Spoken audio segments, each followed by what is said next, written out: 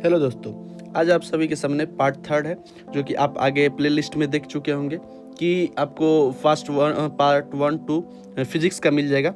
ठीक है, तो ये पार्ट थर्ड है जो कि आपको इसमें सारे को आज का इंपॉर्टेंट जो है क्वेश्चन, इसमें से क्वेश्चन आपका कम से कम जो 5 नंबर का क्वेश्चन देता है उसमें से 70% ये कवर करता है क्वेश्चन आज का, क्योंकि ये रे ऑप्टिक्स और एसी से है। एसी आप समझ कर रहे हैं कि कौन सा चैप्टर है, अल्टरनेट करंट का है, तो इसमें ये 70% कवर कर लेता है। तो आपको इसका टेंशन नहीं लेना, आज का आप पूरा निश्चिंत रहे। ये क्वेश्चन आएगा ही। क्वेश्चन देखिए आने का क्या होता है कि जो क्वेश्चन होता है कि इतना क्वेश्चन हम दिए, अब बोले ये कि क्वेश्चन तो 6 ही पूछता है। क्वेश्चन 6 पूछता है, लेकिन उसको क्या करता है कि ईयर बाय ईयर करके दे देता है। मान लीजिए कि पिछले साल में दिया है, तो बाय द चांस जो हॉट क्वेश्चन होता है वो तो दे ही सकता है। ऐसा नहीं है कि इस बार जो पिछले बार दिया इस बार नहीं देगा, लेकिन जो होता है कि इसको फिर कैंसिल करके जो पीछे वाला क्वेश्चन दिया है वो आएगा। हाँ, लेकिन जितना क्वेश्चन दिए हैं वही क्वेश्चन आता है, जितना क्वेश्चन दिए उन्हीं में से क्वेश्चन आता है, कहीं बाहर से क्वेश्चन नहीं आएगा। जो आएगा वही क्वेश्चन आएगा, एक एक वर्ड उसी में से उठाकर देखा जाता है। तो ये रहा उसका। अब देखते हैं कि हम लोग की क्वेश्चन आगे का, तो आगे का क्वेश्चन है इसमें कि establish given formula for convex surface. ठीक है, establish given formula for convex surface u2 minus u1 by R equal to u2 by v minus u1 by u। ठीक है, तो ये रहा पहला। फिर ये भी है कि establish given formula 1 by F equal to u minus 1 by r1 minus 1 by r2। ठीक है, ये दोनों को आपको दोनों में से कोई एक क्वेश्चन आएगा ही, श्योर आएगा ये दोनों में से कोई क्वेश्चन। जिस साल भी अगर ये क्वेश्चन देने का रहेगा कि रे ऑप्टिक्स से क्वेश्चन आना है तो यही क्वेश्चन आएगा, दोनों में से कोई एक। थर्ड है कि establish law of reflection of light basis of wave theory and refraction of hygiene. तो ये है कि स्टैब्लिश करना है कि reflection of light on the basis of wave theory and reflection on hygiene. तो ये हाइजीन के बेसिस पे करना है, इसको स्टैब्लिश करना है, फार्मूला को उसका ड्राइव करना है। क्वेश्चन है 4 with need diagram describe the construction and working of astronomical telescope and find its magnifying power. अगर देखिए ये 1 और 2 में से अगर कोई एक देगा तो ये थर्ड वाला भी आने का ज़्यादा चांस होता है, थर्ड वाला भी ऑप्शन में आपका रहेगा 6 क्वेश्चन में।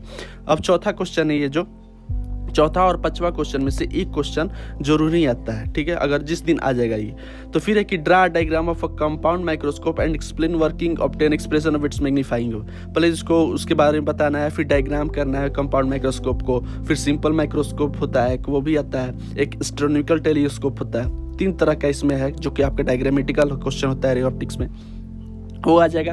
ठीक है, तो उसमें आने के बाद आपको मैग्नीफाई पावर कर देना है, मैग्नीफाई पावर को एक्सप्रेशन कर देना है, उसके कुछ फार्मूला होते हैं वो लिख देना है। तो वही है कि फिर ये क्वेश्चन रहा, ये दोनों में से क्वेश्चन आपको एक आता है, दोनों में से एक क्वेश्चन आता है। तो ये रहा, इतना क्वेश्चन में से आपका कम से कम 1 या 2 क्वेश्चन आएगा ही। ये पांचों जो क्वेश्चन है वो पांचों क्वेश्चन हॉट क्वेश्चन होता है। ठीक है, ये पांचों क्वेश्चन हॉट क्वेश्चन। 6 है कि क्वेश्चन 6 है कि what is dispersive power, find the necessary condition for obtaining deviation without dispersion by two thin prism। ठीक है, यह है क्वेश्चन कि what is dispersive power. Dispersive power को पहले बता रहा है, उसको फिर क्या करना है कि find the necessary condition for obtaining deviation without dispersion, deviation without dispersion by two thin prism, इसका ये बताना है। ठीक है, तो फिर क्वेश्चन नंबर 7 है कि define wave front at secondary wavelet. ये देखने में बहुत छोटा लग रहा है लेकिन है नहीं छोटा। ये इसका आंसर जब आप डिटेल करेंगे तो लॉन्ग ये हो जाता है, बहुत ज़्यादा लॉन्ग हो जाता है। ये 5 नंबर के क्वेश्चन में आता है। ठीक है, तो ये क्वेश्चन आपके लिए इंपॉर्टेंट है ये भी, तो इसको इग्नोर नहीं करना है। तो अब हाँ, इसका ये रह गया कि 1 to 5 में अगर नहीं आएगा कोई तो ये जरूर आता है। ठीक है, अगर नहीं आएगा तो ये श्योर रहेगा कि एक क्वेश्चन आपका ऑक्यूपाई कर लेगा और 2 क्वेश्चन कहीं से आया ना आए, लेकिन 1-2 क्वेश्चन ये 4 और 5 में से जरूर एक आ जाता है, तो इसका टेंशन नहीं लेना है। ठीक है, आपको हम बोल रहे हैं ना कि 2 से 3 चैप्टर आपको करवा कर हम 5 नंबर का तीनों क्वेश्चन करवा देंगे। ठीक है, फिर क्वेश्चन नंबर 7 है कि क्वेश्चन नंबर 7 हो गया। क्वेश्चन नंबर 8 है कि ray diagram show refraction of light through glass prism, derive formula for the determination of refraction index of the material of prism. ठीक है, ये जो प्रिज्म के डिराइव फार्मूला फॉर द इसका फार्मूला को ड्राइव करना है, तो determination of refraction index of material of prism. ठीक है, क्वेश्चन नंबर 9 है describe the principle construction and working of transformer. अब देखते ही, अब देखिए जो बोल रहे हैं आपको, ये 9-10 जो है क्वेश्चन, ये है एसी से, ठीक है, एसी से है। अगर इनमें से कोई भी क्वेश्चन नहीं आया, ऐसा तो होगा नहीं, कोई भी क्वेश्चन नहीं आया, तो आपको पक्का है कि एसी से क्वेश्चन उठा कर देगा, और एसी से क्वेश्चन ये 2 क्वेश्चन बनता है, जो कि 5 नंबर के लिए बिहार बोर्ड के लिए स्पेशल बता रहे हैं, सीबीएसई के लिए नहीं, बिहार बोर्ड के लिए बता रहे हैं। तो ये 2 क्वेश्चन में से आपका एक क्वेश्चन आएगा ही, और ऊपर से ये जो 5 क्वेश्चन था वो उनसे कोई एक क्वेश्चन आने वाला ही है।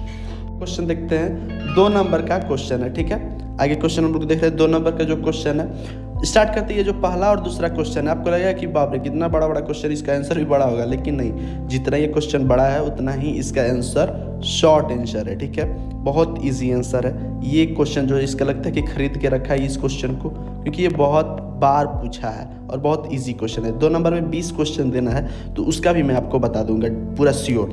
तो पहला क्वेश्चन है कि vertically upward magnetic field, magnetic field के पास आप समझते हैं कि बी के ऊपर में क्या होता है, एयर होता है। A positively charged particle is projected horizontally eastward, ठीक है, ये सब पे आप ध्यान रखेंगे। क्या पूछ रहा है, What will be the direction of force on the particle, सिर्फ आपको डायरेक्शन बताना है, सिर्फ और सिर्फ डायरेक्शन आपको बता देना है, ठीक है। क्वेश्चन नंबर 2 है कि हॉरिजेंटल कंपाउंड BH है किसके लिए, तो अर्थ के लिए है, ठीक है, अर्थ मैग्नेटिक फील्ड के लिए। एनी प्लेस इज √3 है, √3 times its vertical component BV, ठीक है, वर्टिकल कंपोनेंट के लिए BV है। What will be the value of angle of dip at that place, value of angle of dip इसको बता देना आपको। ये दोनों श्योर रहिएगा कि क्वेश्चन बार बार आता है क्वेश्चन ये। फिर क्वेश्चन नंबर 3 है कि इलेक्ट्रोमैग्नेट एंड परमानेंट मैग्नेट में डिफरेंस बिटवीन, या फिर सिंगल भी दे देगा, उसको अलग अलग करके आप एग्जाम्पल लिख सकते हैं। तो ये रहेगा आपका ये 2 नंबर में। क्वेश्चन नंबर 4 है कि define electric dipole moment and SI unit, ठीक है, ये है कि इलेक्ट्रिक डाइपोल मोमेंट, उसके एसआई यूनिट को लिख देंगे आप। फिर क्वेश्चन नंबर 5 है कि function of second plate in parallel plate capacitor, ये जो क्वेश्चन, ये जो कैपेसिटेंस से आता है, ये सब 5 नंबर में बाय द चांस अब दे रहा है। पीछे ईयर में ज़्यादा देता था, एक क्वेश्चन जरूर उसमें से रखता था, लेकिन अभी अगर नहीं दे रहा है तो आपको समझिए कि 2 नंबर वाला में वो बहुत ऑक्यूपाई करेगा, यानी बहुत वो घुसने का कोशिश करेगा 2 नंबर वाले क्वेश्चन में। तो इजी भी उससे क्वेश्चन आता है। अब यह कि सेकंड प्लेट का बताना है, जो कि पैरेलल प्लेट कैपेसिटर में होता है, उसका फंक्शन। क्वेश्चन नंबर 6 है given 2 factor which affect the capacitance of conductor के जो कैपेसिटेंस को इफेक्ट करता है, वो 2 फैक्टर के बारे में बताना है।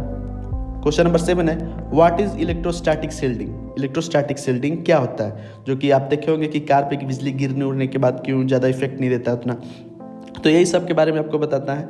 तो क्वेश्चन नंबर 8 है on which factor does the capacity of a condenser depend, ठीक है, किस फैक्टर पे डिपेंड करता है। फिर क्वेश्चन नंबर 9 है व्हाट इज लाइट ईयर, ये जो लाइट ईयर है ये लेटेस्ट क्वेश्चन और एक ही बार अभी तक में आया था, ठीक है, ये लेटेस्ट क्वेश्चन है, एक ही बार अभी तक में आया है। फिर ये बहुत इजी है, तो लाइट ईयर हम लोग शुरुआत से सुनते आ रहे हैं। फिर एक क्वेश्चन 10 है what is semiconductor, semiconductor 5 number में भी आप देखे थे, उसमें से एक क्वेश्चन आप तैयारी करिएगा तो ये 2 क्वेश्चन आपका रेडी हो गया। 2 नंबर में सिर्फ उसके बता देना है सेमीकंडक्टर क्या होता है, 5 नंबर में उसको पूरा एक्सप्लेन कर देना है, और क्या, ये रहा आपके लिए खत्म। ये आपका पूरा का पूरा क्वेश्चन आपका श्योर रहेगा, आपको कहीं ज़्यादा एक्स्ट्रा नहीं पढ़ना है। आप 90% इसका श्योर रहिए कि आप अगर पूरा कर देंगे, मेरे क्वेश्चन जो दिया हुआ है तो 90% आपका श्योर आएगा। अब फिर से वही बोल रहा हूँ कि जो प्रैक्टिकल के लिए है उसका मैं नहीं जानता, हाँ, लेकिन ये है कि आप इसको ध्यान से देखेंगे क्वेश्चन को, और आप प्लीज़ सब्सक्राइब ज़रूर करें।